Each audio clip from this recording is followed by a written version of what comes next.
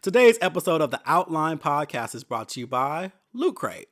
Loot Crate is a monthly mystery crate that delivers the best in geek and gaming gear, from collectibles, apparel, tech gadgets, art, and other epic gear. It's like Comic-Con in a box.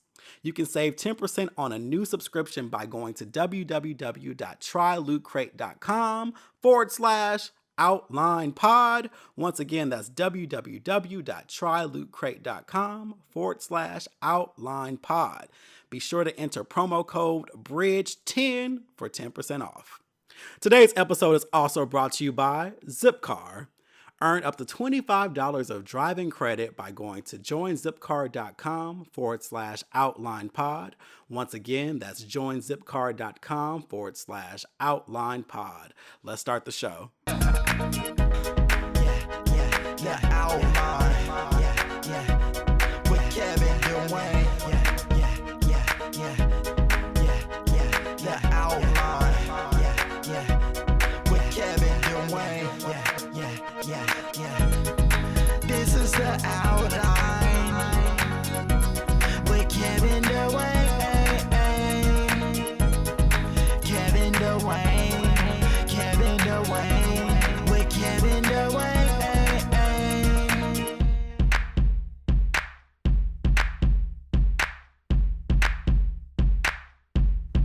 Yo, what up? It is the Outline with Kevin Dwayne. It is another Wednesday, which means time for another show.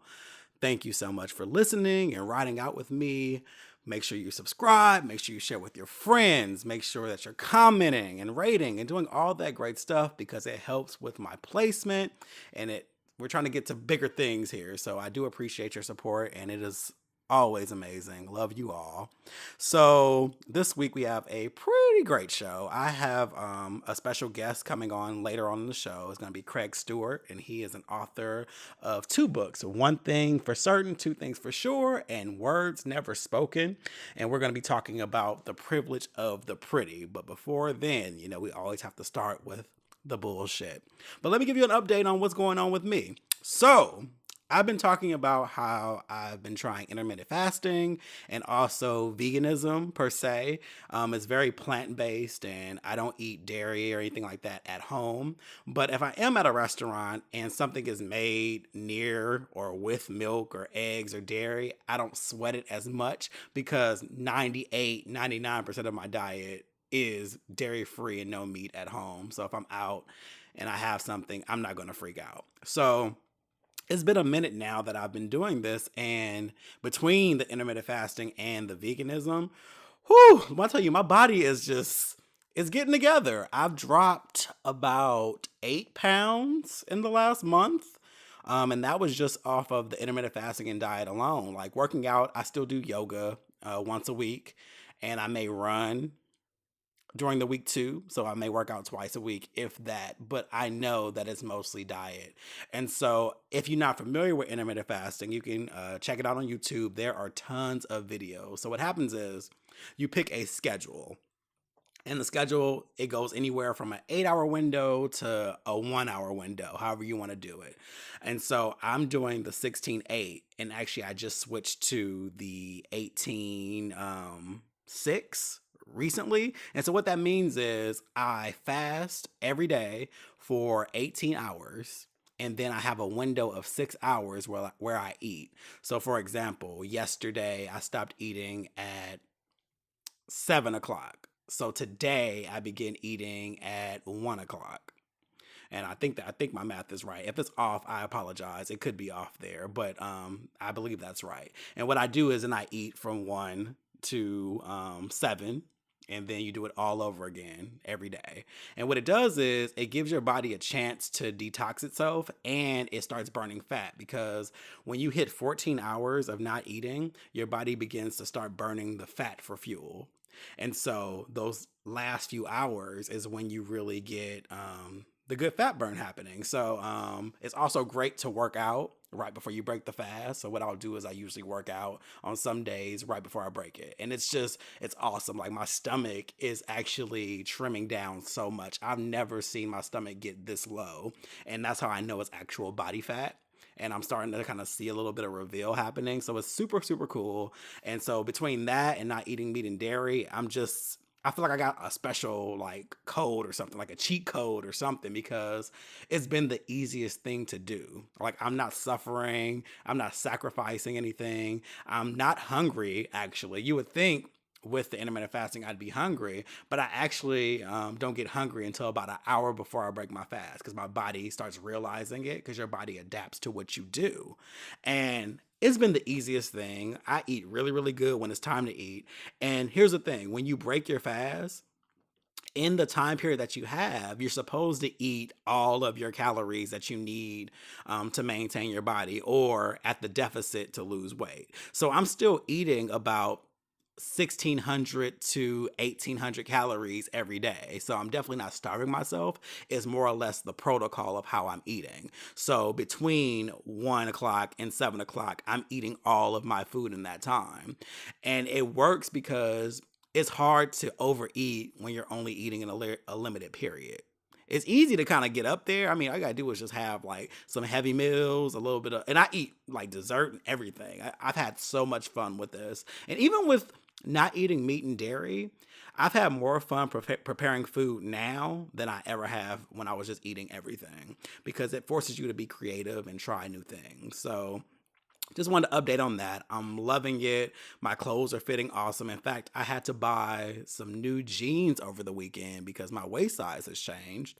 And also, it's interesting. My underwear are kind of changing, and I'm like, I don't know how I feel about that. I don't want to lose all my ass, but at the same time, it kind of happens. But yeah, it's dope. And it's like, when you have certain goals in mind, it's nice to know that you're reaching towards them. Like I've lost weight before.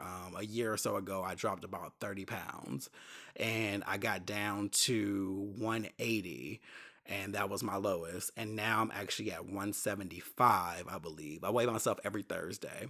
So last Thursday, I came in at 175. So I'm actually now less than what I was the last go round. And on top of that, I have not been this size since 2011. So this is pretty awesome. So I'm not sure what my goal is anymore. I'm kind of just going for a more muscular look, I guess. So not muscular, but a more toned and ripped look. So I just want more definition. So I'm still lifting weights and doing things to kind of, I guess, meet in the middle. And when I get there, that's when I'll stop, or I'll tailor my lifestyle to maintain when I get to a place that I'm comfortable with. But I really don't know what the end goal is, 'cause I'm kind of just letting my body do what it's going to do and just see what happens. But I'm super happy, super energetic. I feel great. My skin is popping. And there are just a lot of benefits of it. And I know, especially with like What the Health, a lot of people are at odds when it comes to plant-based diets. There's some people who are like for it right now out of fear, and there's some people who hate it because they feel like it's a bandwagon thing. And I understand both sides of that, and that's why I'm very careful about not coming across as self-righteous or anything like that. I don't give advice unsolicited. I don't care what other people eat at all, as long as they don't bother me about what I'm eating. But I do like to share my own benefits of eating this way, and how it's working for me. And that's what I'm using my platform for. But I never want to berate anybody or make anyone feel bad or anything, because like I said before, chicken is delicious, and so are burgers and ribs and all that shit. But I decided to cut them out of my diet, and that was a decision for me. And I never want anyone to feel like what they're doing is wrong, because you have to do what you feel is best for you. And that's what I'm doing. But I can say I am so happy at how effortless this journey has been in such a short time. And like, my body is thanking me. Like, I'm sleeping so good, and I'm really happy. And I have no problem doing this for the long haul, because it's really working out for me. And I'm really happy, you guys. So if you have any questions, please let me know. If you want to know anything, what I'm doing specifically, I can totally give you more details on that. Totally look up intermittent fasting, because you actually with intermittent fasting alone, you can actually still lose body fat because the way it's set up and still eat what you want. That includes carbs, desserts, and all that stuff. My favorite people to talk about intermittent fasting is actually the Hodge twins, what they find as. Check out the Hodge twins. Look at their intermittent fasting videos. They show you what they eat when they break their fast, and they lost hella weight, but they eat all type of fast food and desserts and carbs and everything, because it's not so much a diet change, it's just when you're eating the food and how you're eating the food, and that's what really makes it work. I kind of just did a double whammy situation where I'm doing veganism and intermittent fasting, and I think it's aiding a faster result. And that necessarily wasn't my goal. It just so happened that I was doing both at the same time. I don't care about it being an overnight job, because I definitely don't want to rush it and have, like, issues with my body. I want it to be gradual, but I feel great. So I'm pretty sure I'm doing okay. And I don't know. It's exciting. So I just wanted to share that with you and just update you on the journey. So now, if I consider my weight 2 years ago, I was 212, and now I'm sitting at 175. Like, I cannot believe that I lost that much weight. Like, it blows my entire mind. What is that, like 35, 37 pounds or something like that? Uh yeah, it's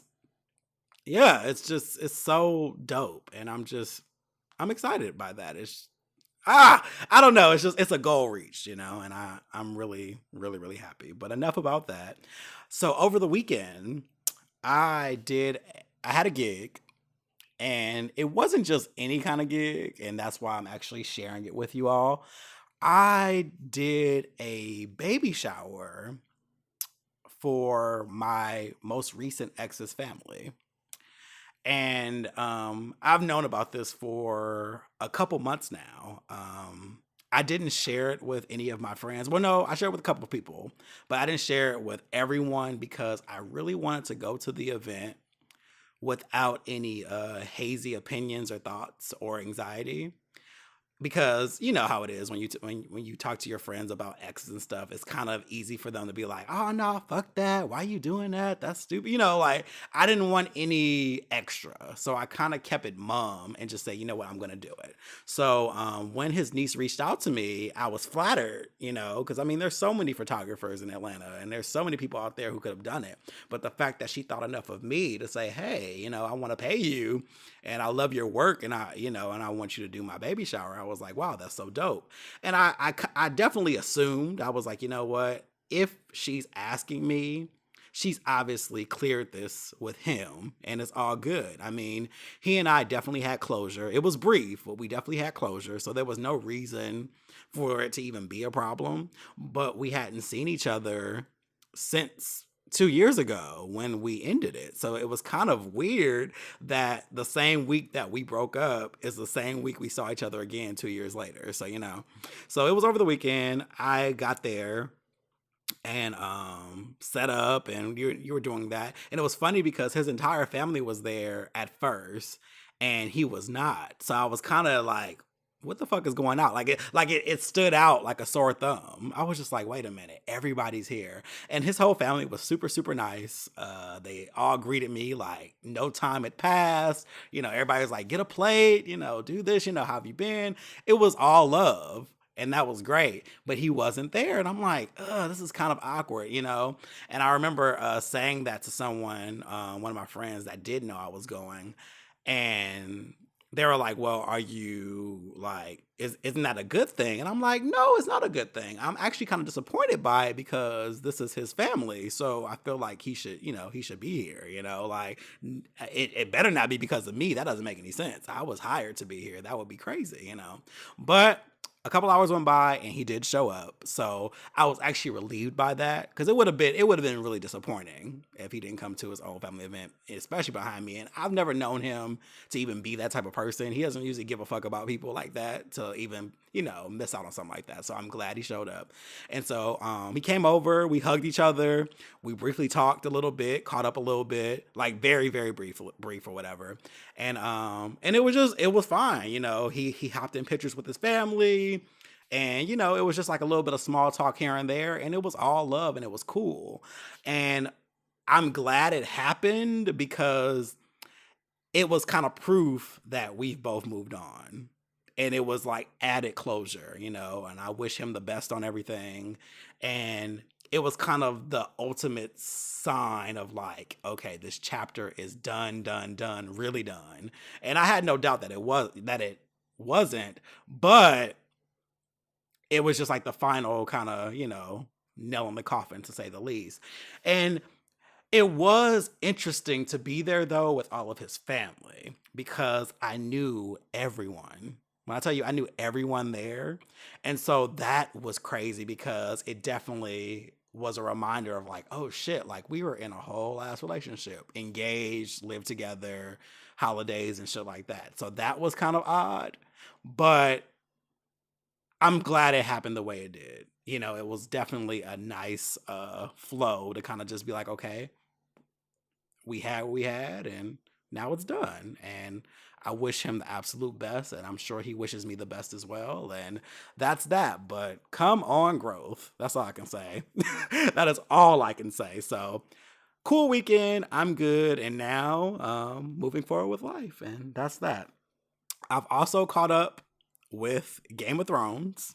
I know I've been talking about it. I watched all 7 seasons in a month. I started July 21st and I finished on July 18th or 19th. So almost a month there that I watched it all. And I absolutely love that damn show.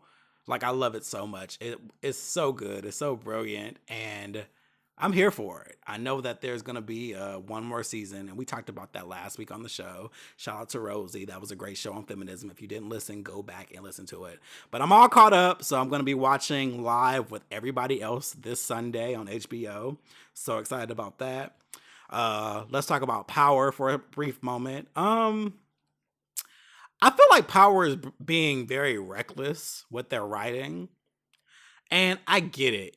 You want to always keep your viewers on their toes, and that's great. But I feel like they want so much shock week after week that I don't know. I'm just kind of like not here for it. Like this last week, I didn't care for that ending at all. Like it sucked. It's not. It wasn't to be expected, and I get that. But I don't know. I just feel a way about it. But it's not my show. I get it. That's fine.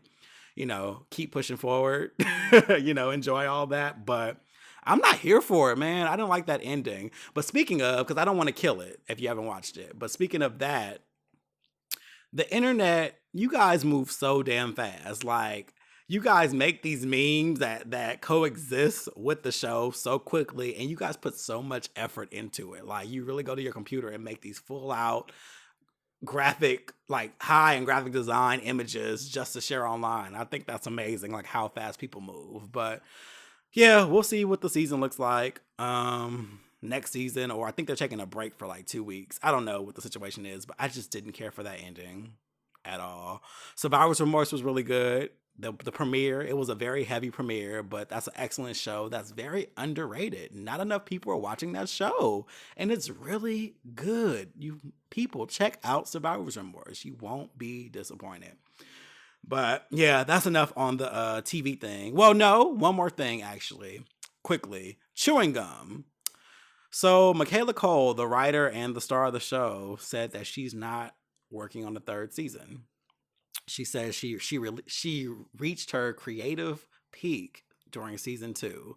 So as of now, she's working on other projects, and she says that we won't be disappointed with the other projects, but Chewing Gum is on hold indefinitely.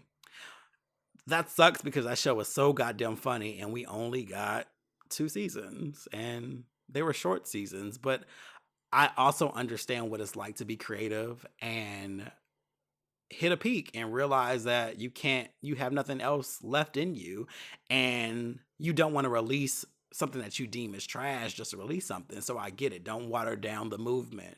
So by all means, take the break. But if you can come back, that would be awesome. I also thought it was amazing that Channel 4, where the show is actually it comes on Channel 4 in the UK, I believe. They have kind of kept the offer on the table for her. They said if she ever wants to, keep going, they welcome it with open arms. So that's awesome that she still has that platform to use should she decide to. But it's bittersweet, but I get it. I get it. If you're not feeling something, don't do it. Let it go. No matter how much people love it, just let it be. And I think that's honestly what happened with Andre 3000 and Lauryn Hill. I feel like they hit creative peaks and they're like, yeah, I don't really like this on your terms. I like it on my terms. So you'll get it when I'm ready to give it to you. And for some, that means never. And that's just that. But you have to respect it because you want quality work. You want quality art. You don't want stuff just because, you're obligated to do it. So I'm here for it. But yeah, it's bittersweet. Blah, blah, blah, blah, blah. So a couple days ago, the solar eclipse happened across the world, and depending on where you were in the U.S., you got to see a partial or full solar eclipse. I was on the partial side of it, so it did get pretty dark near my place, and I thought that was pretty cool. And I enjoyed it. I thought it was a cool moment. The last one happened 99 years ago, so I was happy to be able to see something like that in my lifetime. And I didn't understand all the negativity about it. Like, so many people were so negative about it. Like, why are you guys hyping this up? And it's not a big deal and this and the other. And I don't understand the negativity. I don't get it. Like, something that happens once in your lifetime, people can be excited about that. If you're not interested, so be it. Don't be interested. But why must you talk about people for being interested in something that's so phenomenal as that? Like, it's not, I don't understand why people have to ruin wet dreams all the goddamn time. Like, I call it being chronically unhappy. Like, you just literally just want to bitch and moan online. Like, you just want it because it brings you attention. But I don't understand what's the issue. Let people enjoy it. Obviously, it's not going to be an ongoing thing if it happens every 99 years or so. So just sit through people being excited about it and just move on. It's not that big a deal to the point that you have to be so negative about every goddamn thing that you feel people are bandwagoning on. If you don't want to do it, don't do it. And that applies to everything. Veganism, Beyonce, football, whatever. If you're not into it, you're not into it. But you bitching and moaning about it says more about you than the actual people who are into it. And that's real. But yeah, so whatever. We're going to take a quick break, and when I come back, I'm going to have Craig Stewart with me, and we're going to talk about Pretty Privilege. So hold on just a sec. Be right back. Hey there. Hope you're enjoying this week's episode of the Outline Podcast. I want to take a quick break just to talk to you a little bit about Audible. Audible is offering the listeners of this show 1 free month trial and 1 free audiobook. So when you're done catching up on the Outline Podcast and the Read and Friend Zone and all those great podcasts, you can listen to an audiobook, especially if you're at work and you're trying to get through the day. Why would you want to go through those spreadsheets quietly? Who wants to do that? Get through it with some great literature. So I recommend this week listening to What Becomes of the Brokenhearted, which is a memoir by Elin Harris, the late Elin Harris. He wrote great books, and those are also available on Audible as well if you don't want to listen to this one. But check it out because you get to hear about how he became an author and his upbringing, and just it's some great insight in there. So check it out. You can get your free audiobook and free trial by going to www.audibletrial.com/outline-pod. Once again, that's www.audibletrial.com/outline-pod. All right, let's get back to the show. Hey guys, welcome back to the Outline. As I told you guys earlier, I have a special guest on the show, and it is none other than the amazing author of Words Never Spoken and One Thing for Certain, Two Things for Sure, Craig Stewart. Hey. Welcome to the show. I'm so happy to have you on here. Thank you for having me. I appreciate it. That was awesome. I have both of your books on my coffee table right now. They're both signed by you too, so I'm honored. That is awesome. I love when I go to somebody's house and see the books like displayed on their coffee table or on their bookshelf. Yeah. So that's a great feeling. Yeah, it's super awesome too, and I have a big thing about supporting authors in the community and people that I feel like are in the same. If you have kind of like the same art form and stuff like that, the indie art authors and people who aren't. They don't have the big business behind them, you know what I mean? People are out here grinding. So I'm a Right. huge fan of yours. I'm a huge fan of Dante Morrison, among others. So I have all you all's books on my coffee table. It's like a representation there. So I kind of want to talk about that a little bit more because I'm very curious about your journey as an author. So, when did it first occur to you that you wanted to write a book? Interestingly enough, I know Dante Morrison, the author that you mentioned. I actually met him. He was one of the first people, if not the first people, that I met when I moved to LA. I had moved to LA from Atlanta. I had been living in Atlanta for about 13 years, written and produced stage plays, greeting cards. I started out writing music. And so when I was making that transition to LA, one of my friends in Atlanta said, "Listen, I have a friend out there. He's an author. At that time, he had written maybe 2 books, and he connected us." And so when I got to LA, I was just basically moving to LA because life felt like it had completely stopped for me in Atlanta, like professionally, financially, personally. My friendships started to transition and change. Um, I had just gone through a breakup. So when I moved to LA, I really was just going because there was a tugging in my spirit. There was a whisper in my instincts. And I believe it was God saying to me, "Listen, you need to go to LA." And I resisted at first because it just didn't make any sense for me to move to a city that cost so much more to live than Atlanta. And I had just had my car repossessed. So everything that could go wrong in Atlanta was going wrong for me at the time. And so again, it was just this tugging in my spirit.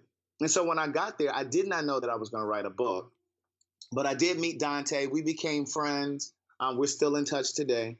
And 3 months after I was living in LA, I started writing Words Never Spoken, which is the first book that you mentioned. And I realized that was why I was in LA. I realized that was why the car had been repossessed. I realized that was why the relationship that I was in ended. It was the reason that a lot of the friendships that I had came to an end as well, because God was trying to create a pathway for me to write this book, to tell this story that had not been told before. We've had stories like Elin Harris and James Baldwin, and of course James O'Hardy, but there hadn't been a story written in first person by a Black gay man giving his experiences as it related to transitioning from dating women to dating men, and just all that comes with that. So, Absolutely. yeah. Okay, so as someone who likes to write and create things, and I also aspire to write a book one day, but my biggest thing is just starting and getting to it. Did you face any kind of challenges when you were first starting writing books? No, I didn't. I've never experienced writer's block. Thank God, knock on wood. Yes, Um, good. yeah, I mean, it just kind of comes to me naturally. Uh, Nice. yeah, and so in the case of Words Never Spoken, it really felt like it was just a flooding that kind of happened because for the years prior to that, like 2 or 3 years prior to that, living in Atlanta, I wasn't really writing. I wasn't concentrating on writing. I was busy with the day to day trying to survive and trying to understand why things hadn't materialized the way that I wanted them to in my career. Because I had written and produced this play that had sold out. I had written and built a greeting card business that was flourishing at one point. We were in 7 stores, and then the economy turned, and all of those stores closed, and it caused the business to fail. And so I was just really trying to figure out why things weren't materializing. And so I was, we talked about this magical thinking. So I was in that space of, well, this should have happened, and I'm almost 30, and so this should have happened by now. So I was in that space. So I wasn't really writing. And so by the time I got to LA, when I started writing Words Never Spoken, I really thought that it was just me purging about the things that had happened in Atlanta, like some of the things that had happened in Atlanta. But as I continued writing, I realized that it wasn't just a period of time in Atlanta. It was really all of my life. And it was all of the things that shaped and changed my life, and all of the moments and all of the events that led me to the point that I moved to LA. So that's really what I was trying to capture. And so in the second book, One Thing for Certain, Two Things for Sure, I pick up with everything that happened once I moved to LA. And it included a relationship with a married guy that I got involved with who was struggling with his sexuality. And he was basically kind of waffling between the gay world and the straight world. Like he had been in a 10-year relationship with a man. And then after that relationship ended, a couple years after that, he found himself married. But she had no knowledge of his previous life. And so I kind of got caught up in that. And so, when I started writing those books, it just kind of poured from me. It was really kind of a purging. That is awesome. So did you have like set times of the day that you would just say, okay, this is my writing time, or you just kind of camp out for like 2 weeks and talk to no one like a hermit almost? No, what I would do is when I first got to LA, those first 3 months that I was there, I did not have a job. I was just kind of winging it and trying to figure things out. And so I started writing just like in the middle of the day, like it just started coming to me. And then once I was well into writing, I started outlining different stories that I wanted to include in the book. So like I would bullet point different things or events that had happened in my life. And I said, okay, I have to tell that story. But what I would do is once I got into a rhythm, I was writing from like 10 o'clock at night, because by then I'd started working. And so I would start writing at like 10 o'clock at night, and I'd write until about 7 in the morning. And I would stop. Yeah, I would stop. I would stop to take a break to eat and things like that. But I literally, once I was in a rhythm, I was in a rhythm, and I'd have my music going, and I would just write. But as I was getting closer to the end of the book, I would kind of take days off because I felt like my eyes needed not really needed rest, but I needed to be able to see the manuscript with fresh eyes. So like there were days that I would take off, like I would take days off in between. And then in those days that I wouldn't be writing, ideas would come to me, things, oh, I need to tell that story. And so I would add that to my outline. But then when I would sit back down to write again, like it would just all just start flowing again. And it was very cohesive, very cohesive. And that's how you know it was meant to be. I mean, from your traveling into the flood happening as you described. Yeah. Like, I love those experiences where it's just like it's all coordinated for you. You're like, man, I have no choice but to do just this. And it's very inspiring to hear you say that. And what's even more inspiring, because I noticed in both of your books, you were self-published as Impeccable Words. So that's your publishing thing. Yeah. How was that for you? Well, I actually founded Impeccable Works when I was 23. I was 23. It was 1999. I'm 41 now. And it was one of those things, I almost called it Impeccable Music, because when I first moved to Atlanta, I was writing music. So I was going to call it Impeccable Music because that was the only thing that I thought I could do at the time. And so I was writing for a bunch of producers that have songs on the radio, songs that you would know. I eventually started writing for Brandy, which I talk about in the first book. I worked with Tweet, which I also talk about in the first book. And so I thought that I was just going to be writing music, but there was a part of me that said, no, you need to call this Impeccable Works, because that's not all you're going to do. And so I ended up calling it Impeccable Works. And so everything that I've done has come through that, whether it was the music, whether it was the greeting cards, whether it was the play that I wrote and produced. And then when it came around to do the books, I just decided that I was going to self-publish because I didn't want to spend a year or 2 or 3 or whatever trying to get published by a major publishing house. I didn't want to wait for permission to tell my story. I knew that I could at least sell a handful of books because there were people who knew me from the show, and there would be people who would support the books just because they knew my writing style and they knew it.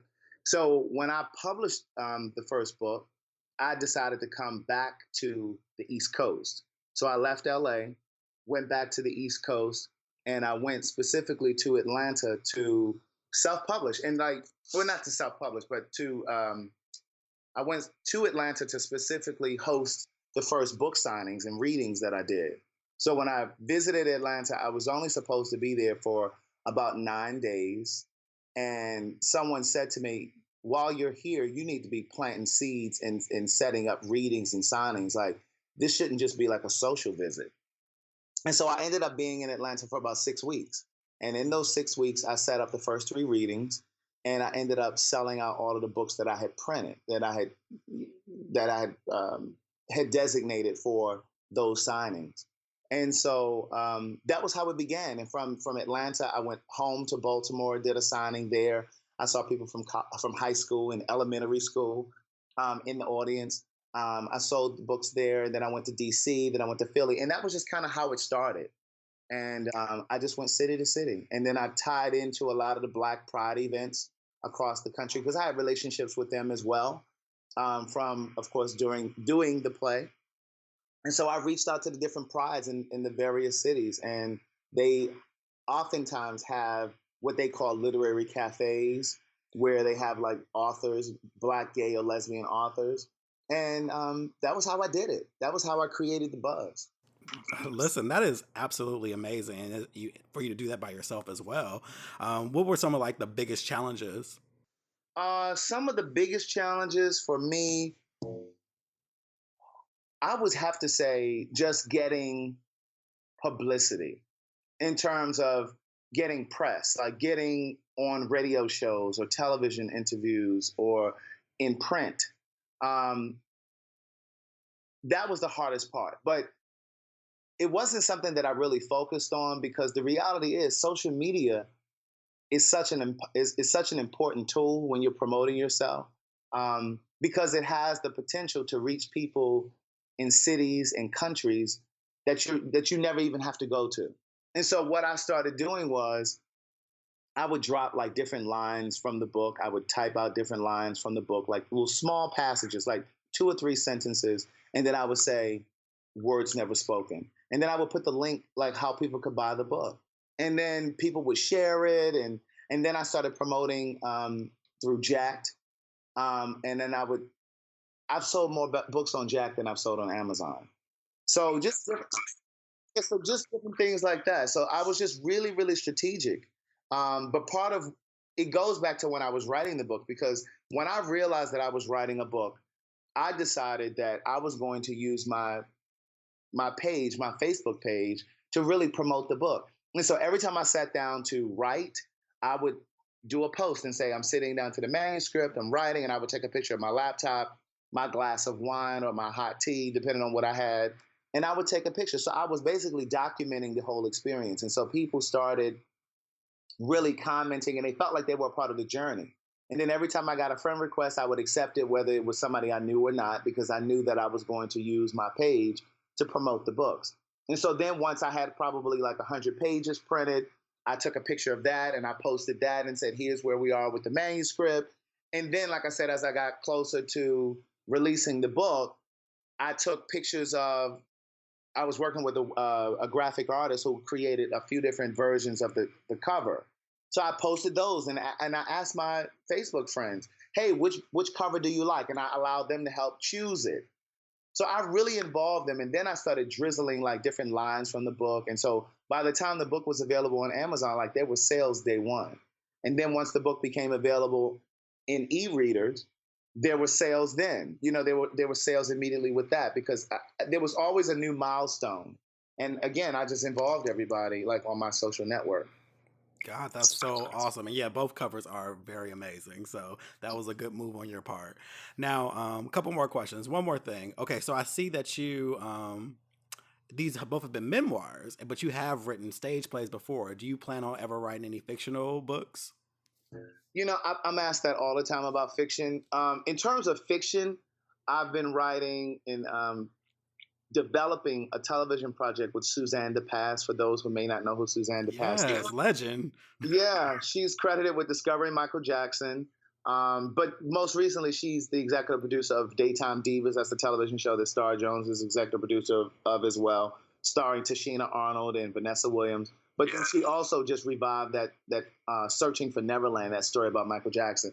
But she found me, her business partner actually found me through YouTube, a trailer that I had shot for A Day in the Life. And so they came and tapped me and asked me if I would help develop this television show. So in terms of fiction, I write fiction for stuff like that. The stage play that I wrote is part true, but part fiction. None of it is like true to form, but in terms of things that I've actually seen, and so I've kind of put a spin on it. But in terms of writing a fiction novel, I don't really see that happening. I won't say that it's not gonna ever happen, but I don't really see that happening because I just really like writing about things that are really honest and true, like things that I've actually experienced or I've witnessed, and then I can just kind of put like a spin on it. Which, of course, that's what fiction books are. But I don't know if I'm really in the business of creating an entire a book about these fictional people. You know what I'm saying? So I don't Right. really know. I don't know. I feel you. Yeah, that makes total sense. Okay, and so let's talk about your podcast. So much to say. Tell us about that. Listen, I am so excited about So Much to Say. Like, I started it May 1st. That was our very first show.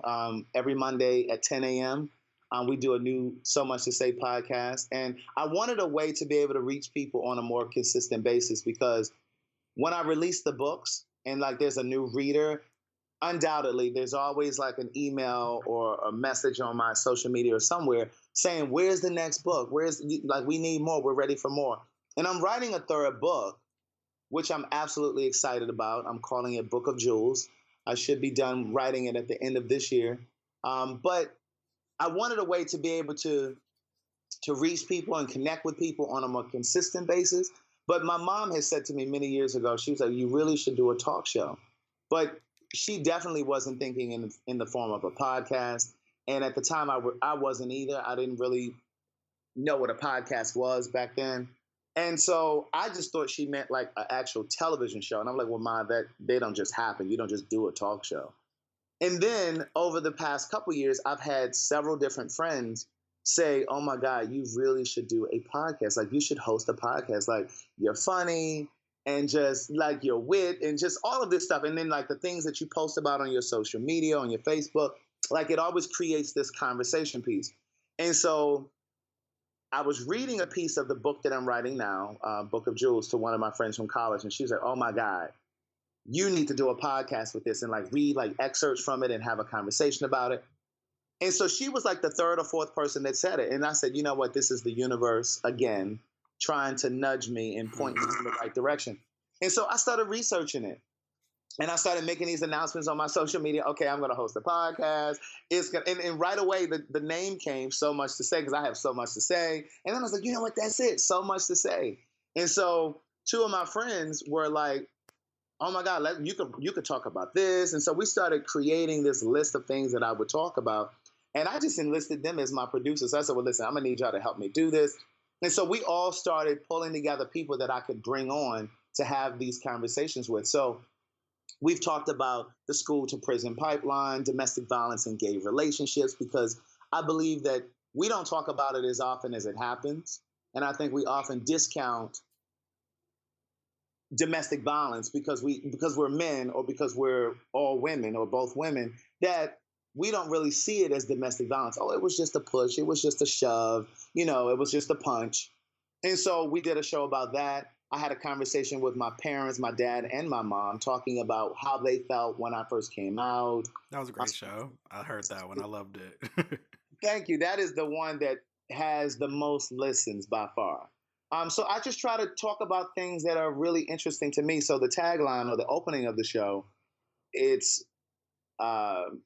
good day thinkers, thought leaders, progressives, and dreamers. I'm Craig the Writer Stewart, and this is So Much to Say. These are my thoughts in my voice on black shit, white shit, gay shit, and everything in between. And so we just take it from there. You know what I mean? So I love it. I love doing it.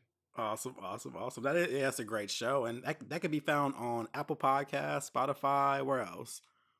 iTunes. Well, you said Apple Podcasts, Stitcher, TuneIn, Google Play, YouTube. Yeah, so any place that you can listen to a podcast, we're there. Yeah, so make sure you guys subscribe to that. So yeah, that's awesome. So that's the world of Craig Stewart. He's an amazing writer and creative, we should call him, because he's doing everything, apparently taking over the world. So, Yeah. but I also, while I have you, I want to kind of engage you in another conversation. Mhm. So we spoke about this as well. A show that we both enjoy is Insecure. Oh my God. So, without giving any spoilers, I was just noticing something in the last episode. Well, I noticed it before, and it made me think further into it. So, you have like the team Issa's and the team Lawrence, or the team just in the middle and just watching it and seeing what happens, which I kind of go with. I want to observe both sides. But I was noticing that when it comes to Team Lawrence, he can never be wrong to people. I don't know what it is, no matter what his actions are, people feel like he's always going to be justified no matter what. So it got me to thinking about society in general. I'm like, is there a pretty privilege? Is there something to being attractive to people that makes them more empathetic to you? Or is there something with talent, because we do it with celebrities as well, where if you have a certain amount of talent, we can say, your behavior is excused for the sake of this talent. And so I wanted to kind of dissect that a little bit more because I thought it was very interesting. I always thought to myself, like, what if his character wasn't as attractive? He wasn't this tall, handsome man. What if he was like, short, round, and, not missing teeth or something, would people be as empathetic to him not being a so-called fuck boy or whatever if he looked a different way? And so I wanted to kind of dig deeper into the privilege of attractive people. I Ha- absolutely think there's a privilege. Absolutely. Have you had any experiences like noticing it? um, you're kind of making me sound vain, but No, no, no. It's fine. Listen, I absolutely feel like there are instances. Well, that's the thing. I kind of wonder sometimes. I wonder, am I getting a pass because they find me attractive, or am I getting a pass just because I have good energy? You know what I'm saying? Because I'm that person that I could be in a store or at a concert, at an outdoor concert, and people will just strike up conversations with me and just start offering me their wine or whatever it is. And like I'm that kind of a person. But I sometimes do wonder, well, is it because they find me attractive, or is it because just the energy that I exude? And I think people have that kind of power. And I don't think that's something specific to me. I think good energy draws people. Mm-hmm. But I think that whole idea of good looks getting a pass, or is there a privilege? I absolutely think so. And I think it bleeds over not just into celebrity life, or in relationships, or even in the case of Insecure, like which side people are going to get on. But I also think it bleeds over into like the workplace. I think people excel at their companies sometimes because of the way that they look, and not so much because of their talent or their ambition. I lived in LA at one point, and I remember when I first got there, I was looking for work, just like a job as a waiter at a restaurant, or even like retail, just something to kind of keep me afloat until I could find like a job that could really stabilize me. Mm-hmm. And I noticed that with a lot of the restaurants and jobs that I applied for in retail, and these are not modeling jobs, they wanted a headshot with my resume. Because I realized they want pretty people. They want pretty people to work for their restaurant, to represent their stores. Yeah, I remember I used to like that at Abercrombie and Fitch. That was a whole scandal back in the day, where they would only hire people who had certain type of bodies and looks for their store. Right. And I've also experienced that like I said, without having a plea of vanity, but just confidence in knowing. There have been times where I realize that I'm like, yeah, you're just interested because of how I look. And I think that's why I push forward for more intelligent conversation, and I push forward to showing that I have more substance than just how I look, because how we look has nothing to do with us, really. Our parents just got together and made good decisions, I guess. I don't know. But we can't take credit for how we look, unless, there's surgeries and things, whatever. But for the most part, how we look is how we look. So I can never say, oh yeah, treat me this way because I look this way. Treat me this way because I'm a good guy. Treat me this way because I am intelligent and I do bring more than just how I look. But I definitely know there's been times where I've been places, and I know I've gotten into places because of they're either attracted to me, or doors have opened up because they wanted to get at me or something like that. And you're just like, wow, this is crazy. But once again, recognizing it. Mm-hmm. But it's hard to kind of swallow the idea that if I did something wrong, like if I became a terrible person, if I just started just being mean and evil and just going around giving people crazy STDs, these are examples from celebrities. If I just started doing all this crazy stuff, would people give me a pass just because of how I look? That just seems crazy to me. But it's possible. It's possible, but I think like when you have a really difficult personality, I think it does start to create some barriers, and I think Hmm. those difficulties kind of make it hard for people to want to be around you. You know what I mean? So I think Hmm. in some instances, so I think in those instances, you would almost have to have wealth or celebrity for people to still tolerate it. That's so true because you see it in entertainment. Like I keep seeing these characters like Chris Brown and the R. Kellys and these people who have wealth and talent, Hmm. and it just there's stuff out there plain as day of them doing terrible things to people, and people are just like, nope, I'm still rocking with them. I don't care. I do not care. I love them that much. You're just like, wow, that's amazing. Yeah, I mean, It, and speaking of R. Kelly, it's like even with his history of this quote unquote alleged um, pedophilia, I guess we can call it, or hmm. molestation and that kind of thing. It's like his concerts are still selling out around the Hmm. country, still selling out. So it really starts to make me wonder, where are our values as a people, and how do Right. we really see black women? Because these are young black women that he's offending, and women are his core audience, and they're the ones that are selling out his shows. So the question then becomes, how do you see yourself? How do we see black women, and how do black women really see themselves? Because if you guys are still supporting his work and his concerts, then it's almost like a dysfunctional relationship. Oh, very, very, very true. So yeah, so I'm glad that we do see the same thing. So because I was really just paying attention to it, like Insecure was just a catalyst. This is not a session to bash Lawrence or Issa. It was a catalyst for the conversation because that's what people want. So it just got me thinking about that on a larger scale. Because I remember being back in high school. The popular girls or the football players, they could be a little more mean to people and get a pass because they were the top cheerleaders or the top whatever they were bringing to Mhm. school this type of honor, and they could be a little more bitchy or whatever and say what they want to people and be like, oh, whatever, it's okay because of who they are. And that was my first taste of that. And it's Right. just, it's one of those things. But then on the flip side, because I like to look at it from both angles, I thought about some of the projections that happen too, though, because there are some people who I guess don't feel that they are privileged, and they don't feel that they're traditionally attractive. And so sometimes you'll meet people who, if they find you attractive or think that you're traditionally attractive, they'll treat you a certain way because they feel like you have a privilege that they don't have. So it's kind of the you think you cute crowd. Hmm. Oh, you think you all that. Oh, those type of people. And I think that's kind of a consequence of society's upholding people's beauty. Yeah, I mean, you also will see that kind of behavior too when you talk about black folks and the light skin, dark skin thing. Oh my God, yes. It made me think about a girl that I went to school with, and she was very dark, and she had some sort of a complex about it, and in such a way that she really was kind of prejudiced when it came to light skinned girls. Hmm. And every time she referred to a light skinned girl, she would say, "Oh, that yellow bitch." She may have never had a conversation with her, never met her. It could just be a stranger. We walk in someplace. Oh, I bet that yellow bitch thinks she cute.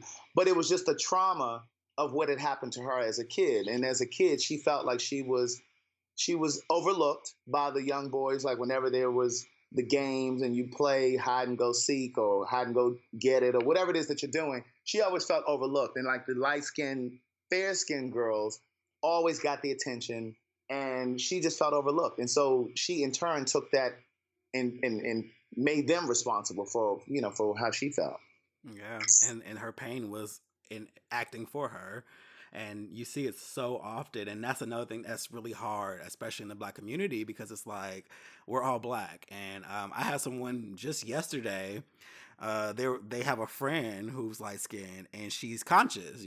She speaks to feminism and the power of the black woman, and they were like, I can't really. They said to me they couldn't take her seriously because she was light skinned. And I was like, "What?" but That's insane. but these are actual thoughts that people have, though. But I'm like, but she's still a black woman. I know that there are differences that people make, and there's all these stereotypes, but they're simply not true. But to discount someone's wokeness per se because of their skin color just seems ludicrous to me. Yeah, that's insane. I mean, but then it speaks to a larger issue, and it speaks to an internalized issue. Like that has nothing to do with anyone but yourself. Yeah. And it's just a matter, I guess, of having more conversations and kind of calling it out. I think too. I don't allow things like that to be said around me Hmm. without kind of like bringing it to task. Like let's talk about like no, let's unpack this a little bit more because that statement in itself is kind of ignorant. And Hmm. so I feel like that's my purpose. I definitely don't hop on Facebook threads, but if I'm in person with somebody and they You say know what? something, Every now and then there's a Facebook thread that will kind of cajole me to to comment. yeah, It's very rare though because I think that sometimes people want to be able to go back and forth and argue and then the thing is when I post things, my thoughts or what my feelings about something, I post it because those are my thoughts and my feelings. I don't post it for the purpose of being combative or stirring up some sort of an argument. And I don't want people to come on my page doing that. So I try not to do it when I go to other people's pages. So I try to not even make a comment. I'll just kind of think whatever I think and be done with it. But every now and then, if it's just completely fallacious or just completely off center, I hmm will sometimes speak on it. But I usually just try to pull myself away from it, even if somebody comes back and I can tell it's an attack. I try not to even go back and forth because it's just not, I don't have that kind of time for one. And two, I just think some people really just want to be able to incite some sort of a debate. Agreed. I said what I said kind of person. So Mm-hmm. I put out my statements. And one thing about me, I pride myself on making informed opinions or Mm-hmm. statements. I don't ever go unresearched. And Right. so I've thought it through. So when people try to combat, depending on what is said, I usually unfollow my own posts, especially on Facebook. I'm like, I already said what I said. I'm not gonna go back and forth with you in the comments. That makes no sense. Oh, well, that's the other thing. Like, whenever I comment on somebody, even if I like somebody's picture or post, I always turn off the notifications because Right. I just don't want my phone alerting. I don't have the notifications on, but when I go to check my Facebook, like, I don't need all of these lit up, Right. notifications because All so these I, people. yeah. But in terms of the whole conversation about Issa and Lawrence on Insecure, there were conversations on different posts that I saw that I didn't agree with, and I think one of them I did comment on because they were saying that they were Team Issa because she only cheated because he had kind of checked out of the relationship and he was on she was paying the majority of the bills and he just had this business plan and this idea of what he wanted to do and he was on unemployment and he messed up on her birthday and just all of this foolishness. I think that they were valid points, some of them, well, many of them were valid points. But the thing that I disagreed with was that was a space and time. Yeah, it was 3 years, and yeah, he didn't celebrate her birthday the way that she thought that he could have. But when I saw that whole scenario, to me, it felt like he was in a depression. It hmm felt like he was just because I've been in that space and I've been in relationships where I felt like I needed someone, the person that I was with, to love me through that space that I was in, to love me through that time that I was in. Because, I had these dreams and I had written and produced this stage play and I had greeting cards in stores. And so I had all of this potential. It wasn't like I was just this slacker. I just felt like I had been beat down by the world and I was just trying to catch my breath. And in trying to catch my breath, I had slipped into this depression. And it was hard to try to pick myself up. And so that's what relationships are. It's like you have your partner to be there to reinforce and say, listen, you can do this. And I believe in what you're doing. And just, da da da da.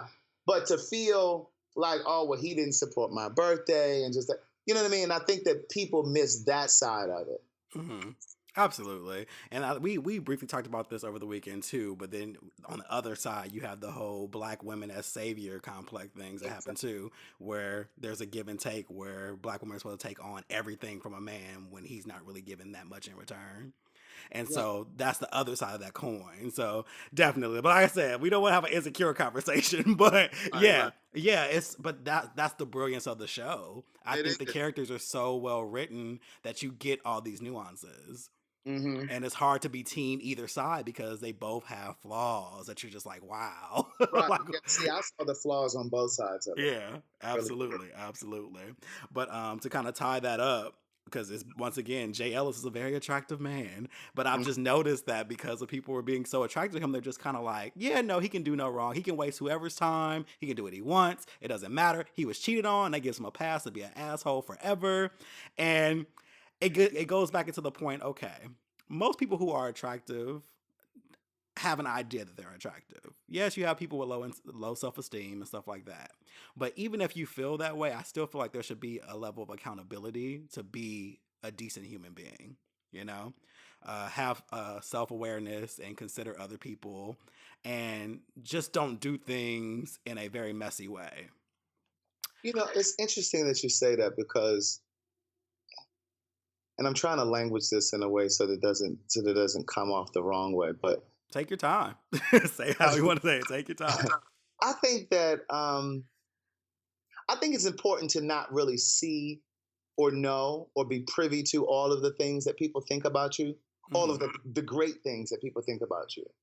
And what I mean by that is, I think that when you're aware of how attractive other people find you, I think that's when you can become egoic. I think that's when it moves into the realm of vanity or conceit. And I would have to say, you know, whether it's as a writer or as a physical being, I don't think I really see myself the way other people see me. And what I mean by that is, and I think that's a good thing because that keeps me from levitating. That keeps me from getting the big head, as people say. Like when people compliment my work, especially with the books, like I didn't really understand what they meant when they said this book changed my life. I didn't really understand what it meant when they said I was going to commit suicide, but I read this book and it changed my life, you know? So I didn't understand those things. And I think that it's important to still get a natural high whenever I hear that because it keeps me grounded. Like I can never get used to hearing that. And the same thing in the way of compliments. Like if somebody compliments me, whether however they compliment me physically, like I appreciate it. But sometimes I'm like, what is it that they mean? Like, what, you know what I mean? Because we all have our own insecurities. Like I'm not an insecure person, but as a human, I have insecurities. And I have to remind myself of that because sometimes as a gay person, when I walk into a room, whether it's a grocery store or an auditorium for a stage production, and people are looking, I'm often wondering, are they looking at me because they think I'm gay or because they know I'm gay? When the reality is they could be looking because they're just simply attracted to you. You know what I mean? So I just think that we sometimes get in our own heads about things. Absolutely. And humility is important. That's ultimately it. You have to have humility. And I think the thing about looks and things like that, it can all change in a moment. You can be in an accident, you know, terrible things happen every day. And so we can't put all of our eggs in a basket of vanity or beauty. Right. And so I think it's just important to just do that. And I think ultimately, what I'm hoping to accomplish with this conversation too is just the idea that we just need to be accountable for all aspects of ourselves. We can't rely on our looks or even our personalities. Some of us have great personalities, and some people it's kind of fake. It's not real. It's it's made up. It's representing something that they want it to be. Or if you feel like, oh, everybody likes me, when we all know that's not true. Everybody has somebody that doesn't like them. But I think I want to move. The goal of this conversation was to just get people to think more about being accountable regardless of what point in life they're in. If you feel you're the shit or whatever, you're that nigga, as people say, please consider other people, though. Understand that our time is limited, and also no one's hot forever. No. Well, I've seen enough people fall off to learn that has happened. Looks absolutely fade, and that's why I've never really been caught up in looks. Whether it's somebody that I'm dating or my own. When I first started dating guys, I remember the very first guy that I ever went on a date with, and I write about this in my first book. He used to always talk about my looks and my skin and my teeth. And it made me really self-conscious because I felt like, well, what happens if you meet someone who has clearer skin, nicer teeth, Mm-hmm. more attractive? You know what I'm saying? Because no one person is there will always be someone that, you know, a person will find more attractive. And so for me, it really made me question whether or not he was interested in me or if he was just interested in the next best thing. Yeah, that's real. And I'm the same way like with like weight and stuff like that. Like I've always been one who's had like fluctuating weight. So I've been heavier. And so when I meet certain people who are just like, "Oh yeah, you so hot now." And I'm like, "Now?" And I'm like that I'm always questioning that. I'm like, "Yeah, no. If you were waiting for me to be a certain size to get at me, then just forget it. That makes no sense because that means as soon as my weight goes back closer to that, then you're gone. So that's stupid, Exactly. you know? So yeah, it's a tough one. It's a tough one. Right. No, I get it. Absolutely. Well, this was an amazing conversation. I'm glad that you took the time out. I know you're flying out soon, so I'm I happy. am not this evening. I'm glad to have you on the show today. It was So, awesome. Thank you. oh yeah, no problem. Tell everybody where they can find you. You can find me at www.craigthewriterstewart.com. My social media is also Craig the Writer Stewart, Facebook and Instagram. But if you go to the website, you'll find information about the podcast. You can listen to it there as well. And information about the books and where I'll be and signing and all of that good stuff. But it's www.craigthewriterstewart.com. And the podcast is So Much to Say. Awesome. You can find that everywhere that podcasts are. When you're subscribing to his, make sure you're subscribing to mine and sharing with your friends. You can find me, The World of Kevin, on Twitter, Instagram, and Facebook. And also, you can follow the Outline Podcast on all social media as well. You guys have a great week, and I will talk to you all next week. Peace out.